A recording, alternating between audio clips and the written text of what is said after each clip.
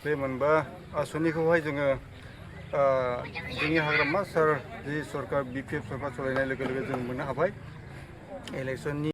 BTC इलेक्शनाव हाग्रामा सारा जिथुनाखि IBS आरो मोनबा गेरेन्टि फोसावदोंमोन बे मोनबा गेरेन्टियाव फाथाबारि प्राइमारि हिसाबै बेसेबां साक्सेसफुल जाखो बा सोर मोननो हाखो बेखौ जों एसे मिन्थिनो लुबैदों नै बिसोर गासैबो फाथाबारि प्राइमारिनि इयुथ्स आरो आईबीएस मोनग्राफोर बेसेबां साक्सेसफुल जाखो बेखौ एसे फोरमायना होदो।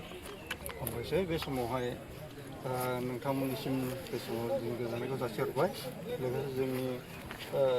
फाथाबारि प्राइमारि इउथनि सिङाव थानाय जेसेबांनाखि जोंनि इयुथ्स लोगोफोर दं बयखौबो हामबाय होयो बे समावहाय दायो बे समावहाय जोङो जोंनि जेनाखि हाग्रामा सार बिपिएफ सरकारनिफ्राय जोङोहाय जेनाखि मोनबा आसनि जि गेरेन्टिफोर जोंखौ बुंलांदोंमोन बे मोनबा आसनिखौहाय जोङो जोंनि हाग्रामा सार जि सरकार बिपिएफ सरकार सलायनाय लोगो लोगो जों मोननो हाबाय इलेक्शननि बिटिसि इलेक्शननि जों मास मोनथाम मोनब्रैनि उनावनो जों मोननो हादों ओमफ्राय दायो जों गोबां रंजानाय मोनदों जोंनि इयुथ्सफोर आरो जोंनि माखासे लोगोफोर बयखौबो जोङो बेबायदि हाग्रामा सारनि अननायनि गेजेरजों जों मोननायनि थाखायहाय जों गावबा गावनि जों लाइफ स्टाइलखौहाय जों माबोरैहाय जों एसे जों दाफुंलांनो हायो जों बिनिफ्राय जोङो एसे जों माबा जारनि खालामनायाव जोङोहाय गोबां हेल्पफुल जाबाय बेनिखायनो बे समावहाय जों हाग्रामा सारखौ गोबां रोजा रोजा हामबाय होयो आरो बेबायदिनो जोङो उननि समहालागै जोङो होलांबाय थागोन आरो मावलांबाय थागोन बेखायनो जों हाग्रामा सारनिसिम गोबां गोजोननाय आरो रंजानाय थाबाय। जोंनि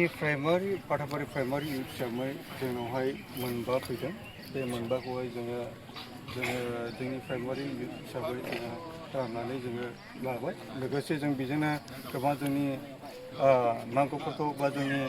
खामानियावहाय जोङो गावनि न'खर सुंथानायावहाय बेजों मोनसे जों आवगायलांनो होननानै जों सानदों आरो जों हागोन बेजोंनो आरो जों खावलायो बेबायदिनो जोंनि फैबाय थानाय इयुथ्सफोरखौ थाबोबावनाय इयुथ्सफोरखौ जोङो उननि समावहाय फारि फारि जोङो बेबायदिनो जों मोनलांगोन उननि समावबो आरो जायफ्रा फैबावनांगौ दङ बयखौबो लैहोर लैहोर फैनानै जोंनि इयुथ्सफोरखौ जोङो खौसेयै जोङो आगान सुरलांनो थाखायहाय जों बिपिएफ सरकारखौ मोजाङै गोम खालामलांनो थाखाय बयखौबो खावलायो जाहाथे उननि समावहाय जों बयबो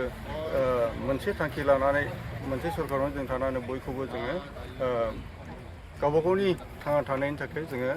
बे माबायावहाय जों आवगायलांनो हायो बेखौहाय जों बयखौबो खावलायनाय थाबाय। बे बेलासि मुगायावहाय नोंथांमोना जि जोंनि फाथाबारि प्राइमारि लांगोनायाव जि आईबीएसनि बेलायावहाय सोंबाय बेखौ आङो बुंनो थाखाय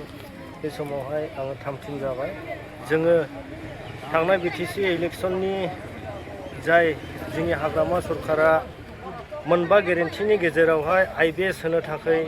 सारा थामथिम जादोंमोन। बे आईबीएसखौहाय जों गोबां मानसिफ्रानो मोननो हाबाय आरो बे मोननायनि गेजेरजों गोबां न'खरफ्राव नैबे अभाब बोथोरनि समावहाय माने फिसाफोरनि एडमिसन नङाब्ला माबा मोनसे खामानि मावनांगौनि थाखाय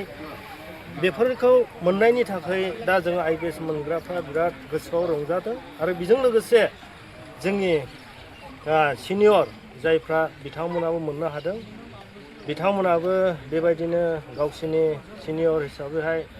जि आसनि 10,000 होदोंमोन बेखौ मोननो हादों। बेजोंनो जायफ्रा मोनदों जाय जोंनि हाग्रामा सरकारा गेरेन्टि होनानै होदों बेखौ बयबो जों साफ्रोमबो आईबीएस मोनग्रा हिसाबैहाय रोजा रोजा हाग्रामा सारनिसिम साबायखर जासिदों आरो उननि समावबो जोङो बेबायदिनो आईबीएसखौ जोङो मोनलांबावगोन जोङो आसा थिदों हाग्रामा सारनिफ्राय आङो आईबीएस मोनग्रा हिसाबै आं बेखिनि बुंनानै थाबाय आरो। गोजोननाय थाबाय।